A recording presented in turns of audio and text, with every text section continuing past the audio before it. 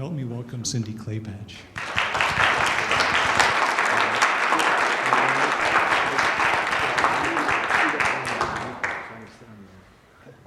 Good morning. You hear me okay? Okay, so my voice might drop down at times, so please raise your hand or, do the Carol Burnett. Did you ever know she used to yank on her ear okay. That was to let her mom know that she was thinking about her. Yeah, thank you, Jay, for the introduction. Come on down. The price is right.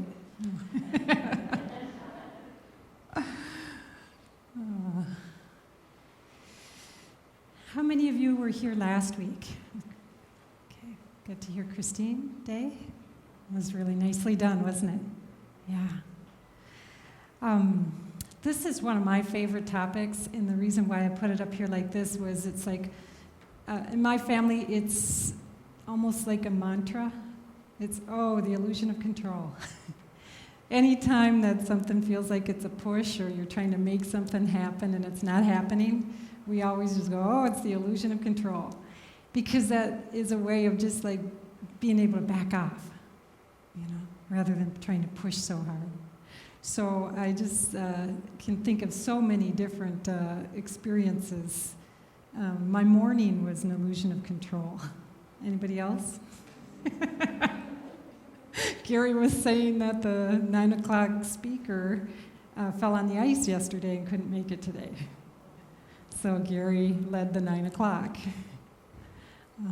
For me, it was a series of little events that are constantly happening, and I'm sure that happens for you, but it's like taking out a pair of pants, thinking that they're going to be the ones you're going to wear, and then they're like totally pleats all over, and you so don't want to iron.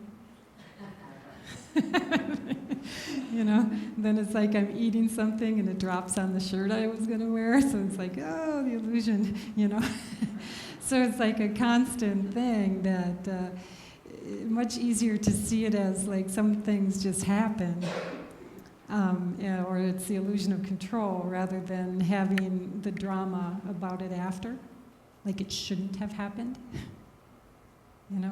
or trying to control things from happening.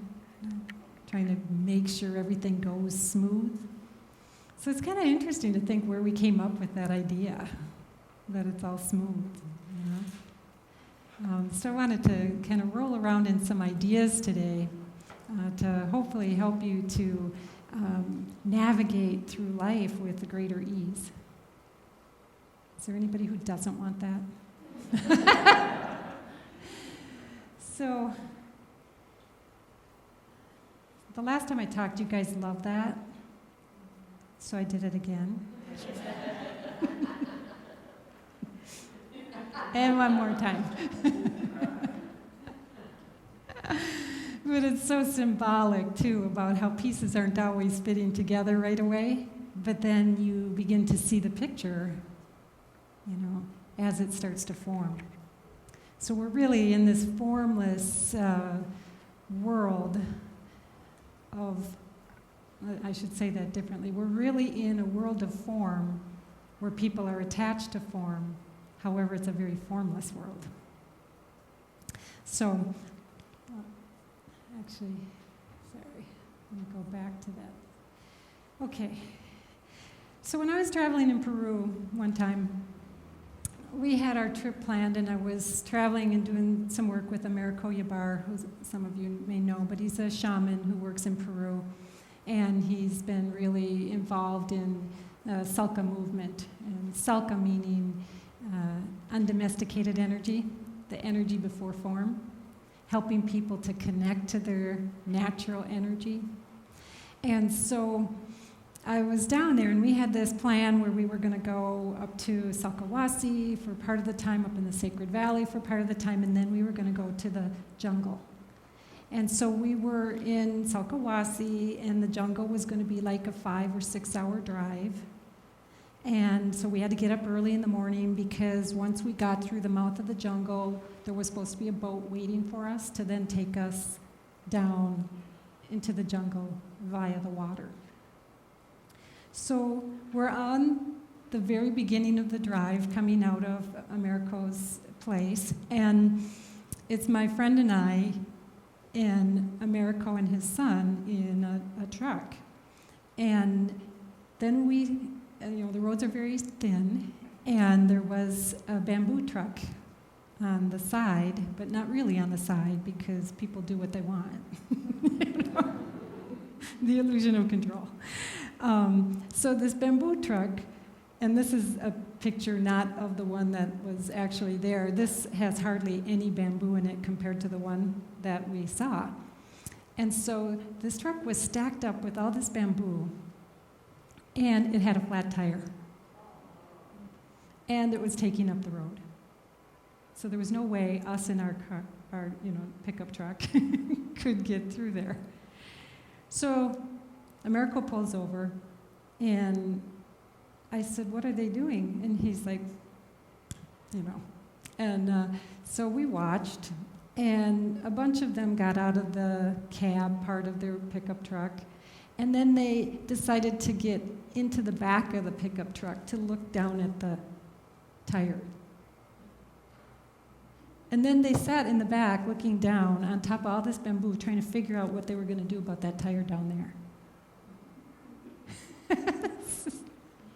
So we're like, wow, that's really interesting. And my friend is saying, oh my God, we're not going to make it. We don't have enough time. They better get this done. Can you go tell them how to get out of the cab part and get down, to the tire and maybe do something there? And Americo's going, no. And so we're watching. And so then he told us to relax. And we're like, well, don't we have to be there? And he says, yes. And so, of course, our little personal minds are trying to figure it all out, strategize, analyze the situation, size it up, how's it going to go? The activity of that personal mind. And Americo just sat back. And he and his son were talking and everything. So then an hour goes by. So now I'm thinking we're going to be really tight for time. And then I just thought, he's not upset, I'm not going to be upset. So I thought, I'm just going to sit back and relax. And then as I relaxed, an idea came through. And I said, do you think we should go tell him it might be more helpful to empty the bamboo truck to fix the tire? And he says, not yet. And I'm like, how wild is that? Okay. So his son says that they would not take very kindly to hear from a woman how to do something. So see, that satisfied the little personal mind for a moment. Because then my friend was watching the watch again, getting nervous again. And so another hour goes by. And so then I said to Americo, I said, should we now maybe ask him if we should help him get the bamboo out? He goes, yeah, it's okay. So we went up and we asked, and we unloaded all this bamboo. Then they take the tire off, and then they didn't have what they needed, and then somebody ran up to a house and got something to. So long and short of the story, 3 hours later, we are on the road to the jungle. Okay. And as we get through the mouth of the jungle, there's all of a sudden a backup.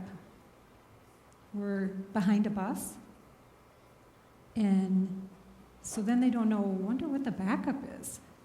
So we get out of the vehicle, and we go and we look, and there had been a mudslide. And the mudslide, so it was one car in front of the bus and us. And it had just happened. So that morning, we were held back for a reason. Because had we gone through, we could have gotten there earlier and gone through, but then 2 weeks we would have been stuck on the other side of the jungle. Because they don't have what it takes to clean out the roads. So it's so interesting to me how often that kind of stuff happens, huh? Where you think you know how something should go, but as you back off, then it shows itself. How many of you have experienced that? Almost all of you. So can you imagine if we could really hold that instead of the idea that something should be different? How powerful that would be? Just recently, my mom had surgery, just last week. We were supposed to be going to Mexico to see the Pope. The Pope was going to be in Morelia. And my mom so wanted to see the Pope. You know. It was one of those things where somebody from the church she goes to had invited her because it was his hometown. So she was going to go. Now, my mom is 83. She's sprite. But, so I said, well, who are you going to go with? And she goes, well, I'm not sure yet, but I'm going. I'm like, okay. Some of you who know my mom can appreciate this. And so then I said, okay, so you get to stay at his house? And she's like, I think so. And so I'm wanting to, again, control this thing. So then I'm like, well, let me know his phone number and let's call him together. She goes, yeah, I don't speak enough Spanish. You know, she says, I don't speak any, and you might get some of it. And I said, yeah, I think it might be a good thing to know. So we end up talking to him, and he says, oh, yeah, no, she's probably should get a hotel. So I'm thinking, my mom, in a different country, not having the language, and having a chronic health problem, that's really not the best thing. So she says, well, I'll go with my friend. And I said, okay, so does your friend know Spanish? She's like, no. And I said, has she ever traveled to anywhere? And she said, no. And I said, okay, I'll go with you. Because I'm thinking, okay, that's starting to sound like common sense dropping in, you know. So we set up the thing. We're going to go to Morelia. And just within a few days, she develops one of her chronic episodes. And so we go into the emergency room, and they take the scan and everything, and they can't find anything this time. And usually they find an area in the intestinal area that has a challenge. And so they treated her, and then they said they would admit her for observation, but of course she wasn't going to do that. She was going to get home. So then Sunday we went back, and she got admitted, and they still didn't find anything. And so here's the interesting thing is that we had been told something that was the problem for years, so every so many months she's had to go into the hospital for it. And when they didn't find anything, somebody actually got curious and became an investigator and actually found what the problem was. She ended up having surgery, and she's doing well. So in the illusion of control, it's kind of interesting because she thought she was going to go see the Pope to get healed. And instead, in her own backyard, she got healed. And we like people to find something because then we can do something. And actually, in the not finding anything, something happened. So isn't that just the mystery of life? But the whole time in doing these things, there's that urge to push something, you know? I was thinking we should push the story, tell them what, in the emergency room, tell them what we've been through before. And in the not having the story, they actually knew more. Because we didn't create something that should have been trying to be fit. So it's so interesting. So then when she's going to have surgery, of course, because I do healing work, I'm going to work on her before the surgery. I'm going to prep her system, and I'm going to get her ready. Well, then I get a call. She's supposed to have surgery late in the morning, and I get a call very early in the morning, and I had already sat up in bed. And not, for some of you who know me, I'm not a real morning gal. 6 in the morning, I sat up. 2 days before that, I got somebody calling my name, and I sat right up.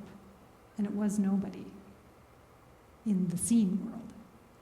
So I sit right up, and then I thought, wow, I wonder why I'm up so early. I better get myself together. Something's up, because I'm listening to it. So a half hour later, my mom calls and she says, oh, they're taking me down now. Okay, so me, who wants to work on her, see, I had this form of how I was supposed to go. I'm on my way. So I hop in the car, go up to her room. She's not in her room. They say, oh, she's down someplace else. I go down there. They go, no, we don't have her here. I said, well, could you try to find my mom? So then this woman calls this other place. No, she's not there yet. I said, where's my mom? They said, she must be in an elevator. So I'm reminding myself, Cindy, get out of the way. Just quiet down. Just quiet down. So I quiet down. This woman comes out and she says, I found your mom, and we're not supposed to let people in, but I told them that you had to because you were her healer. Don't say you're her daughter yet. So I'm like, oh, that worked, I just had to get quiet so that the field could take care of it. So I go in, and I'm working on my mom, and this woman comes in, and she's one of the 5 that are going to be in the surgery. And I said, it would be my request, because, see, I can't be in the surgery, even though I sure think I should. I want to protect my mom. I want to be in that room. And I know I can't, so I thought, okay, quiet down, Cindy. And as I quiet down, then what drops in for me is, why don't you talk to each one about what you want them to do in there?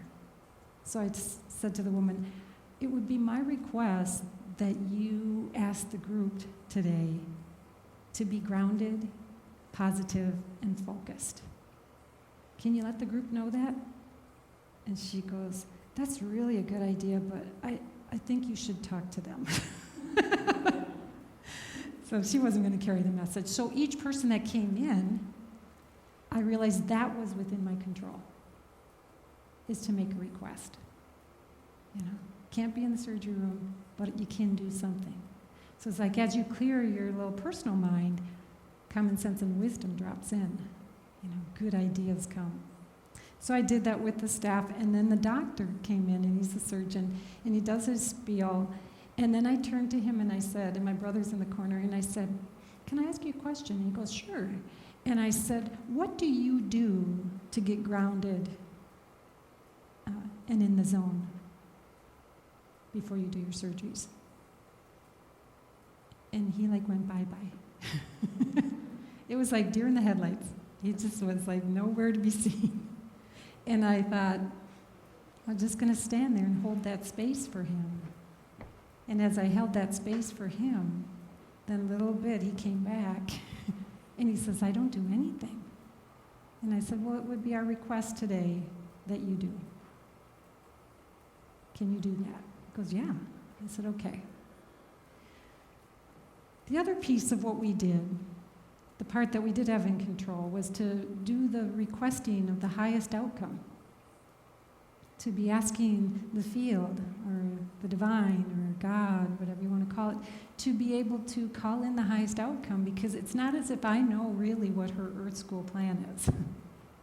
I don't know what her soul agreements are, but I can call in the highest outcome for whatever that is.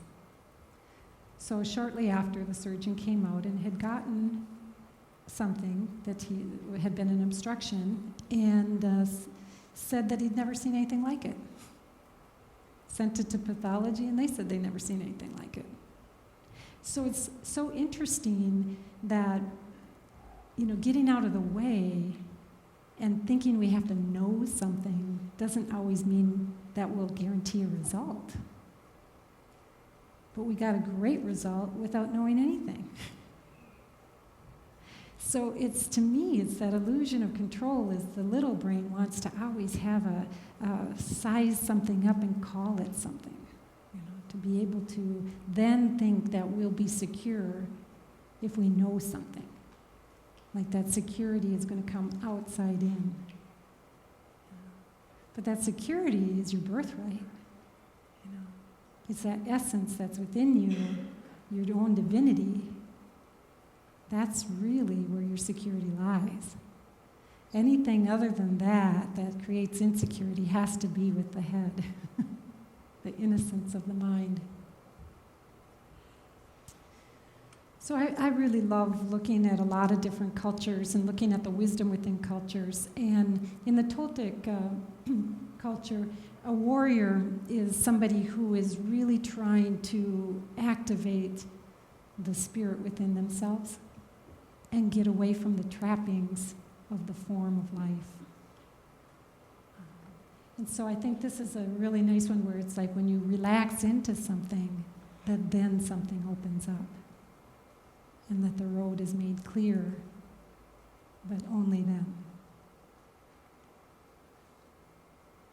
I don't know if you guys ever saw this, but it might be a little hard to read. I'll read it for you, but in Calvin and Hobbes, he's looking at the plant and he says, so you want some water, huh?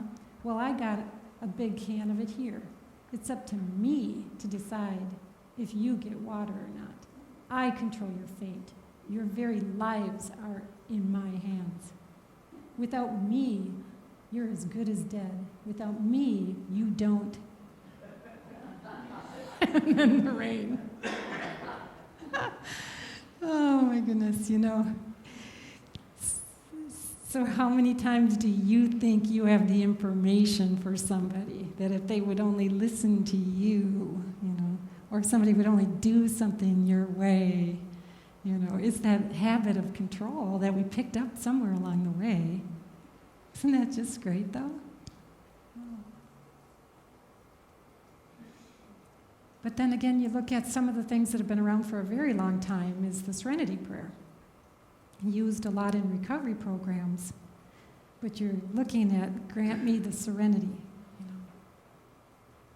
So that's that quiet first, right? Because in the quiet, then you get what you need. You get the courage to do what you need to do. And then you also have that wisdom of knowing the difference between what needs to be done and not.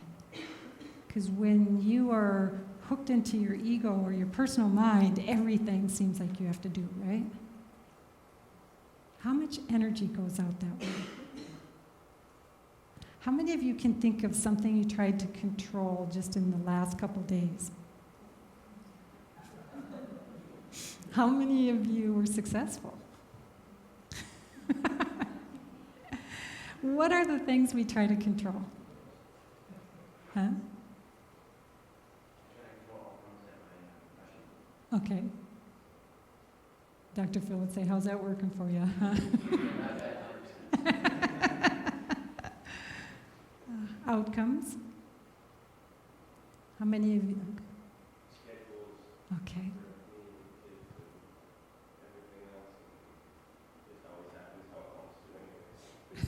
Yeah. I kind of liken it to like if you have to stand in line in a grocery store. You could stand in line and throw your peace of mind out over standing in line, or you could just stand in line, right? So it's like this. You got to get the kids ready. You can get them ready, throwing your peace of mind out while you're trying, or you could just go with it and do the best you can at getting them ready. Huh? Yeah. Anybody got a teenager? How's that working for you? Anybody ever tried to have control whether somebody loved you or not? That's one of those things you really can't control, isn't it? Yeah. So it's so interesting. And then we go up against the weather, the normal things of traffic. My ex-husband, one thing that he did say that I used to really get a kick out of, a lot of times driving with him was not the funnest. But one thing he would say is you can only go as fast as the slowest car in front of you. And that was true. Yeah.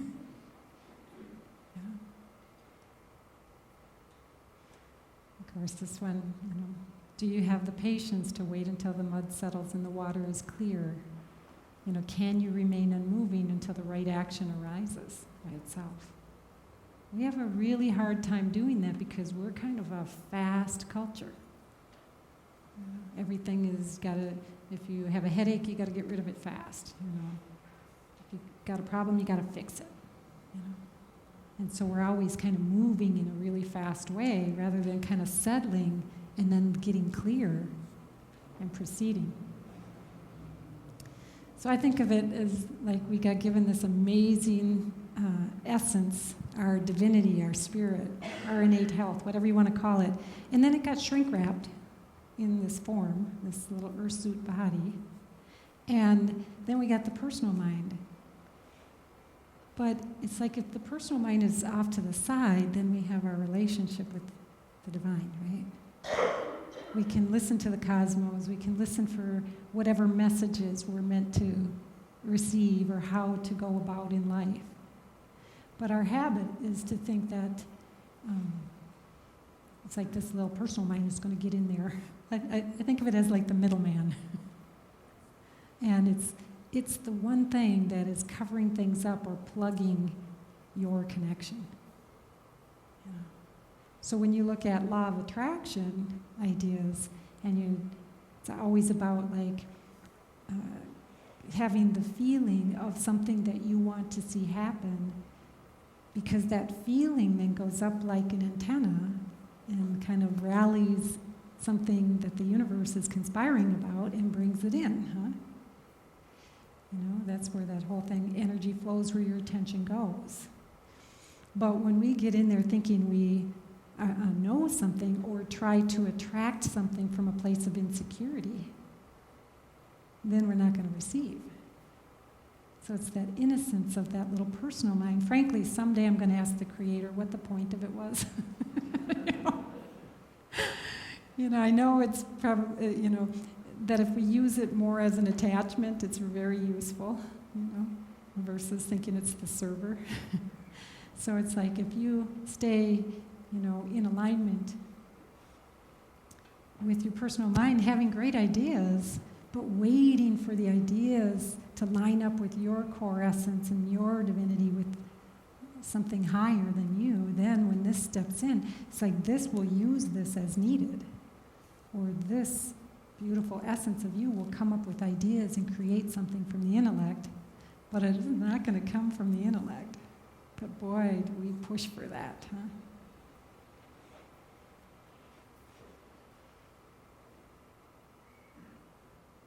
So I kind of did this little drawing where I think of how many things you try to push in life because you have an idea, you know, of how it's supposed to go. And, you know, the one thing, if you could notice, is if there's a push, then that's probably not the alignment. Because the alignment doesn't have to push. When you feel secure, when you are connected to that essence in you, then stuff can be amiss out here. It can be chaos out here. And that doesn't take anything away from you. You know, that your security, your beautiful feeling is non-contingent upon the external. And so if you are feeling insecure and then you start pushing, it means that you're really not in that place of security to have good ideas coming to you. Does that make sense? So I always think if I've got a little bit of a rev or urgency, then that's when I need to quiet down. That as I drop out of that, then if an idea comes through, then I can move it, you know, versus push it. I can work with it, create it, direct it. That's a little different feeling. You know, and then you look at Buddha, it's like suffering comes from attachment. If we are attached to the idea of how we think something's supposed to go, then when it's not going that way, we're suffering, and we'll swear that it's that person or that thing happening that's creating our suffering. And that, again, that's an illusion, because that suffrage is really an inside job. Ramana says, I have pain, but I don't have suffering.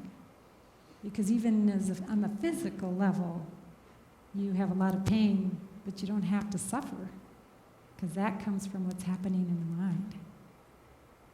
Another one of Buddha's says all human suffering comes from when people think things should be different than they are. So it's just It's like, wow, this is working way too much, isn't it?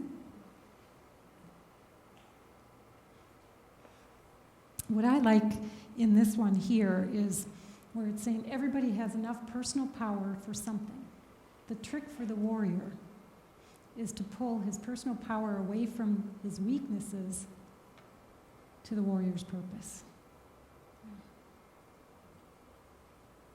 That in the Toltec culture, especially the old or ancient Toltec wisdom, it was this thing of not expending any energy that we don't need to because we want to have it for when it's needed. And so we so innocently run. When you wake up in the morning, even before you get in your car to go to wherever you're going to go for the day, how much energy do you think you use up out of 100? Like, let's say you got plugged in at night and you're at 100%. And then even before you get out the door, how much have you used with your mind? For most people, like 20% already. And then they go out about their day and give up a bunch of energy in traffic. And so then they get to their job and they're already spent 30% of their energy, and their job requires 90 to 100% for some jobs. So then you're in the hole. Just by the innocence of the mind really getting busy before it even needs to, before you even arrive or are greeting your family. So it's that innocence of the chatter as we quiet it down and see that it really doesn't have its purpose, that energy is really the purpose. It's like awakening that energy. When you have that part of you connected, you'll have plenty of energy to do whatever it is you need. Most people would say I look pretty calm, but I don't have a real calm life. I'm seeing people all the time, creating presentations, going out in businesses, taking care of family. I have all the same things everybody else. I have to mow my yard, shovel. And yet, what's really changed for me in understanding how I operate is that I just don't want to waste my energy on my thought system. Where before I was so attached to my thought system, because it got me through school, and it let me graduate, and I got good grades, had good ideas, and so I was attached to it. But if you can kind of keep thinking of it staying right about here, versus right here all the time, then good ideas come through you, and you don't expend a lot of energy that's not necessary.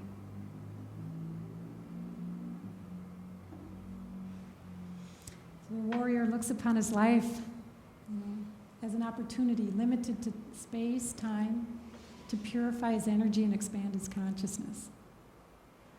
But if we're fixed on all these little things that don't have to be really our business, then how much time do you have for that?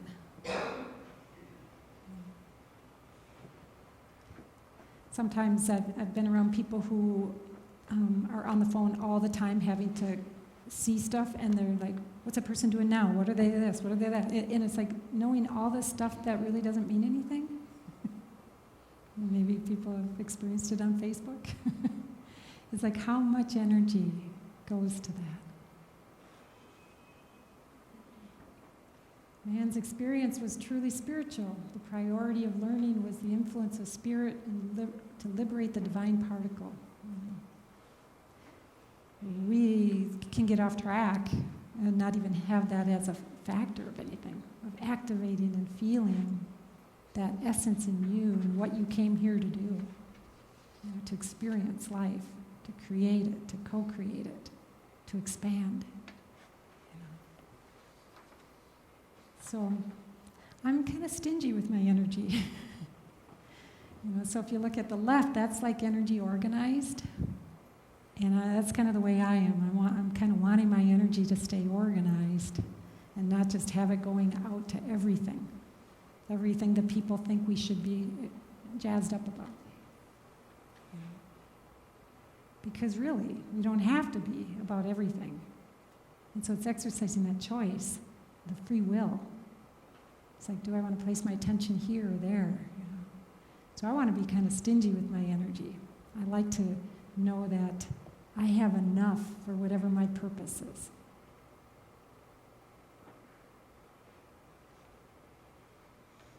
You guys like paradoxes? Yeah, so it's that idea that the more control you have, you actually don't have much. You know? But it's more that when you release control, you get control.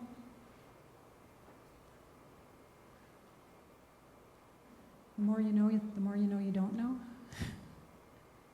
Or somebody said something the other day to me, a great paradox where he said, I'm a liar. Which means he's telling the truth about himself. I just was like, oh my God, that's just so beautiful, you know. The more convinced somebody thinks they know, the less they really might know. The most constant thing is change.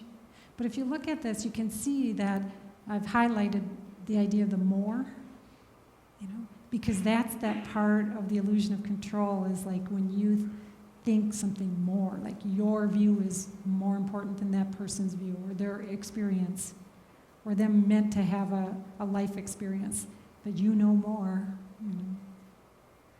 And so I've done that so much in my life, is like sitting there and thinking I might know something that somebody needs. And in my work, it's that part of really, I get quiet, and as somebody talks, hopefully they get what they need, you know, by being with me. But it's usually by my intuiting something off of their field, so that it's coming from them. My belief is that their system is totally intact, if not for whatever busyness has happened in their life. So it's that part about really getting rid of the efforting, the more, the push.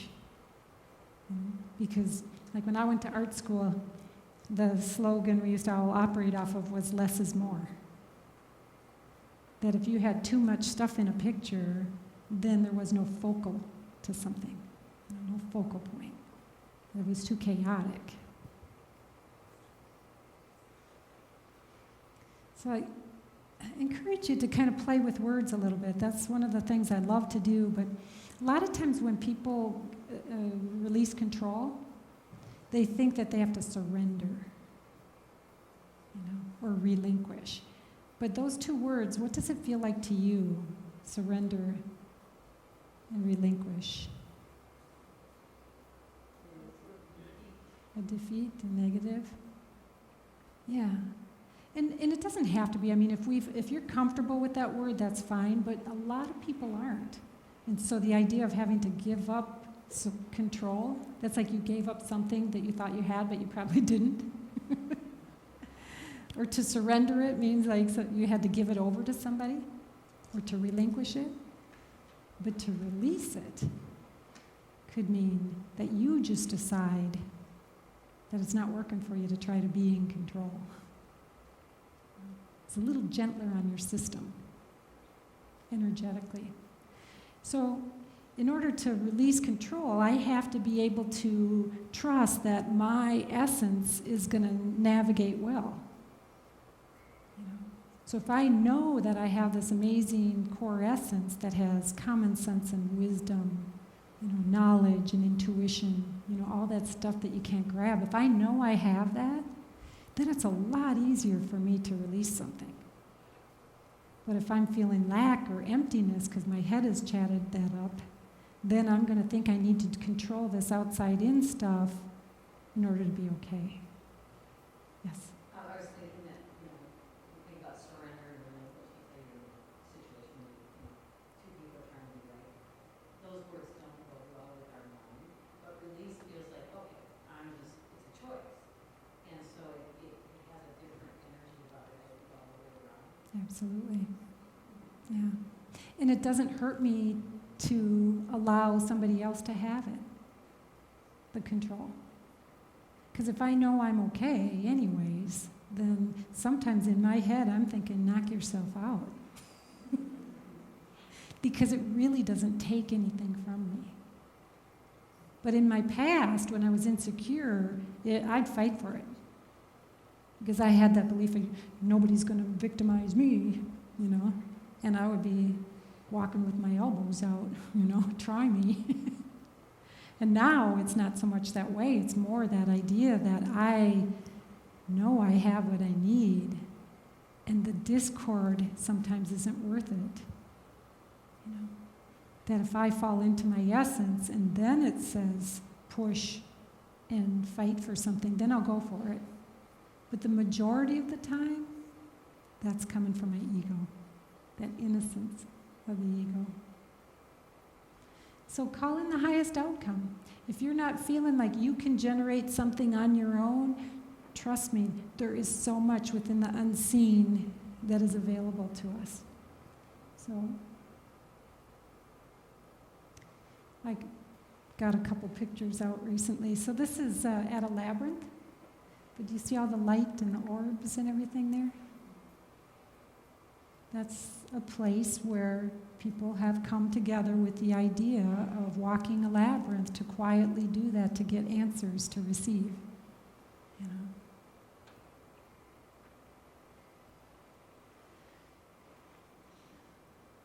These are really great. This is somebody who's calling in, fairies. And this here is a man who's in the service. And every year he goes to this church and lights a candle and for the people who served with him. And he calls in their energy. And then, as he was there, he decided to say, why wouldn't I call in all of those who have been in service? And then he started taking pictures. But isn't that amazing? So it's with intent, that we can actually bring something in. This is a great picture. The young girls and their mom every month go out into nature and call things in. And they're especially interested in fairies. For me, I'm always calling in wisdom. Or I'm thinking, I'm going to call in the expert in this area, because I don't want to think I know the form in which something has to be, that I'm going to just call in the support, call in the answers. I'm going to hold an idea of what I might like to see happen. Like with my mom, I said to people who I mailed things to, I said, let's call in the highest outcome with the greatest comfort and ease. Let's call in the protection of the surgeons and the people in the room. And let's call in the highest outcome, meaning the simplest of the surgeries. So it's like you do have some control or power, per se, to set intent and to put your energy directed behind what you want it to be as an outcome. But that's a whole different thing than trying to control a person, trying to make something happen. It's inviting in your wisdom, inviting in something from the unseen world to assist. So just can I ask you to do something with me? Can you touch my hand?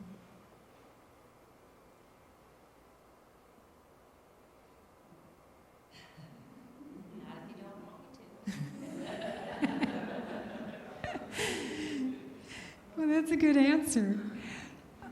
But the other thing is she didn't change her technique. Okay. And you would have had I stood there longer, I'm sure.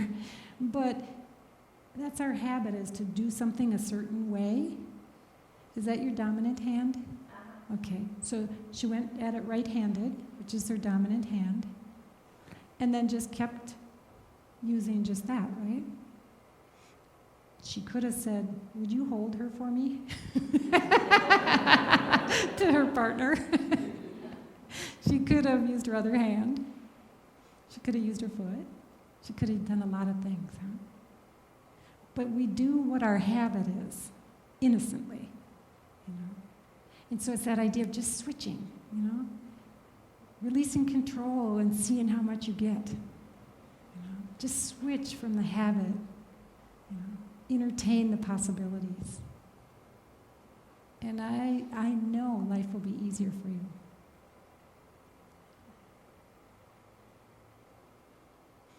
Any questions?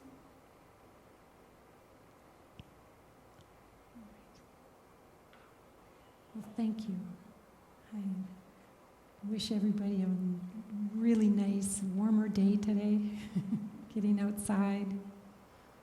Today the weather isn't controlling us in a negative way. Thank you.